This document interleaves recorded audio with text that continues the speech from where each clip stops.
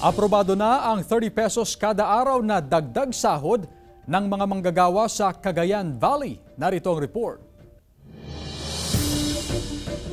Inaprubahan ng Regional Tripartite Wages and Productivity Board 2 ang bagong 30 pesos na daily minimum wage rates para sa mga manggagawa sa pribadong sektor at 5,500 pesos buwanang sweldo ng mga domestic workers sa Cagayan Valley. Ang wage hike ay patutupad sa dalawang tranches kung saan ang paunang 15 pesos sa isang araw na pagtaas ay epektibo sa October 16, 2023 na susundan ng isa pang 15 pesos sa isang araw na pagtaas sa April 1, 2024. Para sa mga manggagawang hindi pang agrikultura, makakakuha sila ng 435 pesos sa isang araw simula sa October 16, 2023 at 450 pesos sa isang araw sa April 1, 2024. Nauna nang nagsagawa ang Regional Board ng mga serye ng konsultasyon sa sahod upang bigyang pansin ang kalagayan ng mga manggagawa, employer at domestic worker.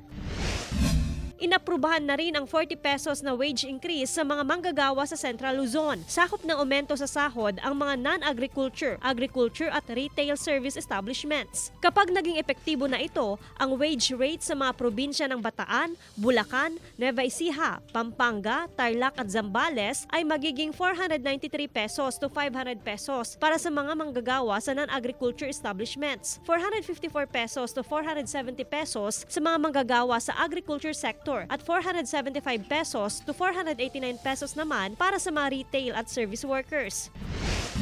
Sa Aurora, tataas din ng 449 ang wage rate sa mga non-agriculture workers, 422 pesos to 434 pesos sa mga manggagawa sa agriculture, habang papatak naman sa 384 pesos ang mga retail at service workers. Joan Punsoy, One North Central Luzon.